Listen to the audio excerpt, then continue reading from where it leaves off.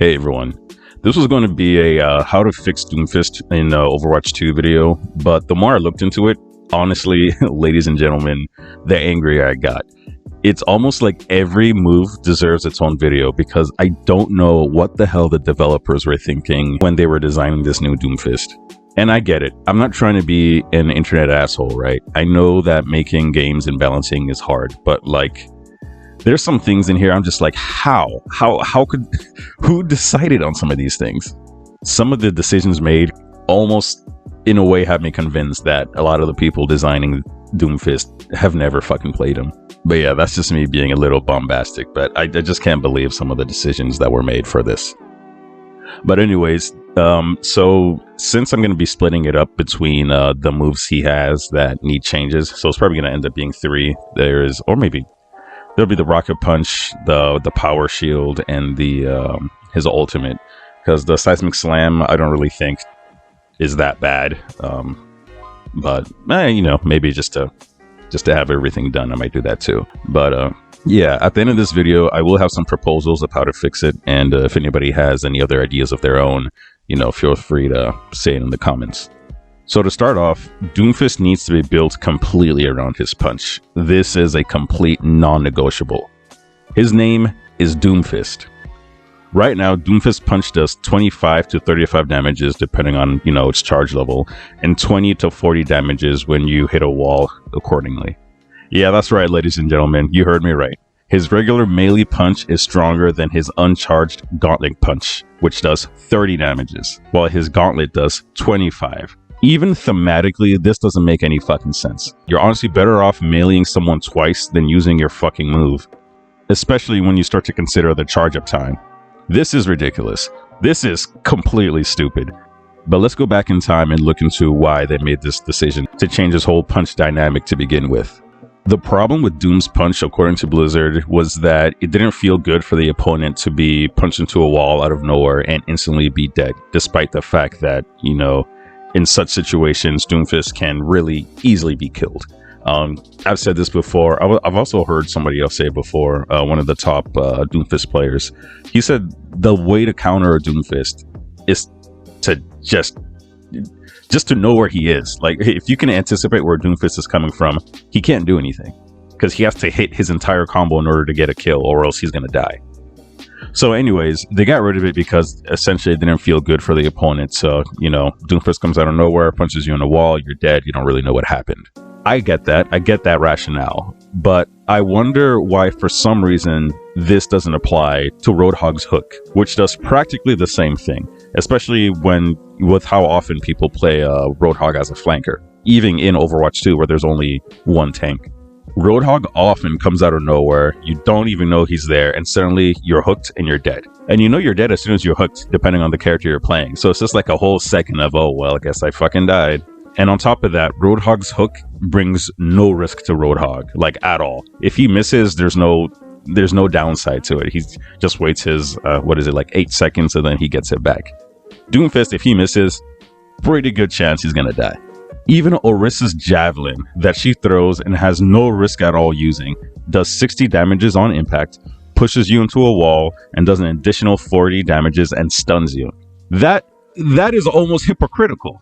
This is literally what they were trying to take away from Doomfist. It doesn't make any sense. It's like they're taking one move away from an African to give it to another African. And yes, I can make that joke because I am African. Like, it's literally what they were trying to take away from Doomfist. And she doesn't even have to charge it. You just press the button and she throws it immediately. This is the craziest rationale at a professional game design level I've ever seen for balancing wise, right? I play a good amount of competitive games. This doesn't make any sense to me.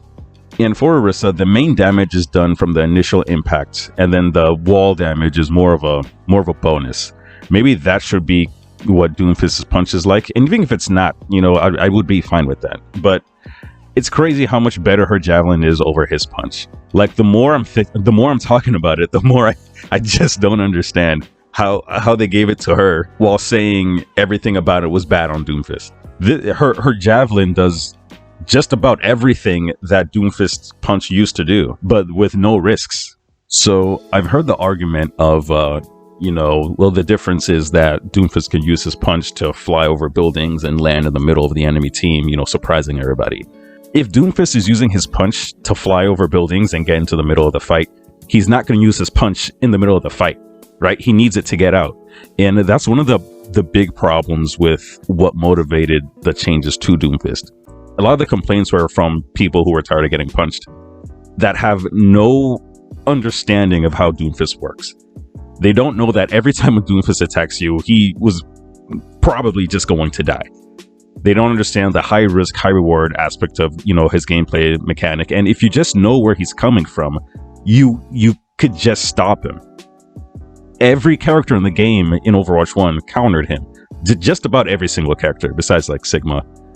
He's not using his punch in the middle of a fight when he's using it to, set up or use as an escape. Now, there's certain situations where you're in the middle of a fight, in the middle of a giant brawl, and then, your cooldowns kind of reset. You have a good healer, so you get your punch back. But you're not using your punch. It's not your primary means of attack. Like, his name is Doomfist. His punch isn't even worth charging. You know what I do when I'm playing as Orisa and I see a Doomfist putting up his power block? If I don't have my spear, I just start shooting him. The thing is, by the time a Doomfist puts up his power block, he probably is already at, pretty low HP, right? Just him fighting just makes him lose HP. When he puts up his power block, you just start shooting him because he's already at like maybe half, 20%. If everybody gangs up on him, his HP still goes down like just as fast, even with his power block up, because he's just a standing target. So his 80 or 90% mitigation doesn't really matter because he only has like 150 HP left. Because I don't give a shit about his charge punch. I've played several games against a Doomfist that puts up his power block, and my entire team, we still just shoot him. If you have enough people focusing fire on him while he has his power block on, his HP goes down really quickly, even while power block is up.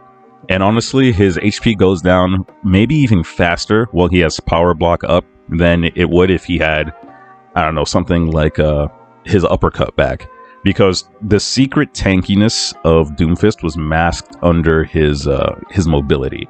Because he was moving around so much, it was so hard to hit him. So it's like, instead of investing in, HP or like a shield or something, his stats were essentially invested in his evasiveness, which actually worked pretty well. But yeah, the uselessness of the power block will be a different video. There's a lot to be said about that, especially once you compare it to Zarya's bubble or Sigma's suck ability.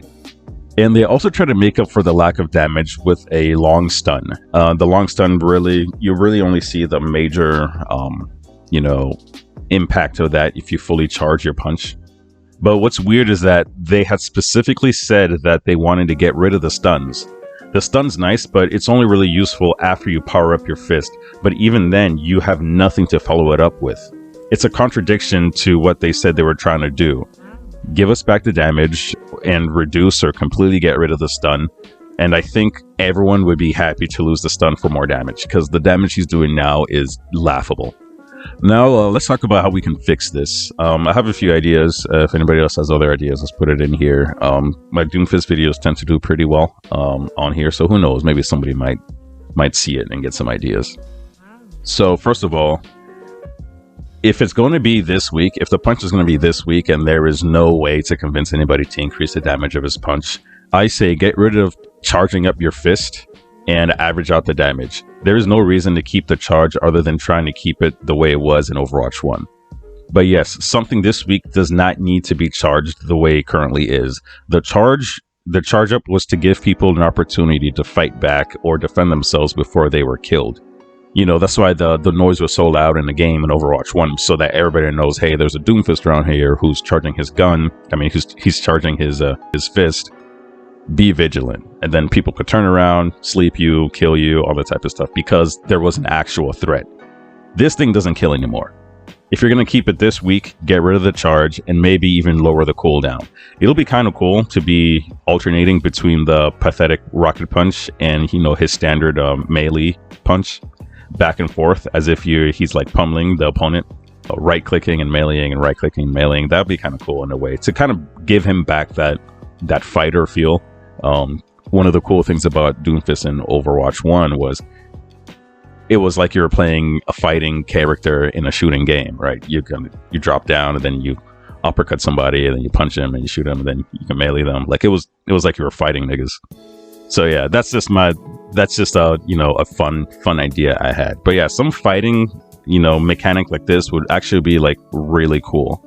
And it's effectively not making his move stronger, but just giving him, you know, more weak moves to string together to add up for the damage. So I think that'll be a very interesting, unique way, creative way to, you know, make this work. And it kind of goes along with the theme of Doomfist now that I made in the other Doomfist video, where he seems to do a lot of little things that affect a lot of people at the same time.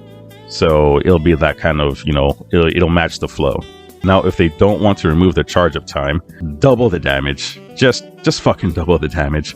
And mind you, remember, at his weakest, he does 45 damages. At his strongest, he does 70 damages. And each of those is if you get to punch somebody into a wall. Now, this isn't considering the, you know, it charging up with the power block. But that is a crazy low amount of damage, especially with the risk that's involved with it. Orisa gets to do 100 damages off a move that has no charge up and stuns you when pinned to the wall. A charge up version of Orisa's Javelin that puts you in the middle of your enemy's team should do at least the same amount of damage as her Javelin does. And I mean combined, hitting somebody and hitting them into a wall without needing to be charged off of the freaking power block. And, you know, another thing to think about is, so those are the two main suggestions I had. But another thing to think about was maybe a way to switch in and out of your powered up fist. So if I do power up my fist, instead of using the powered up fist to get out of the fight, I can maybe switch to, you know, a non-powered up fist or like save that energy and, you know, punch out of the fight and then use my powered up fist to enter the fight if I switch back to it. And, you know, maybe get rid of the power block completely. Honestly, if power block must stay, it should probably power up all your moves for like a certain amount of time, like Zarya's bubble. But again, that's another video. So anyways, I think these are two very reasonable fixes that are possible. I had an idea of making it like a Rhine charge, where he's essentially getting pulled by his fist through his enemies, moving them aside while you're able to control him. And if you get someone in the sweet spot, you can push them into a wall. But that's a bit out there. I think that requires a lot more thinking. Anyways, let me know what you guys think. Next video will probably be about the power block, so stay tuned. But yeah, don't forget to like and subscribe.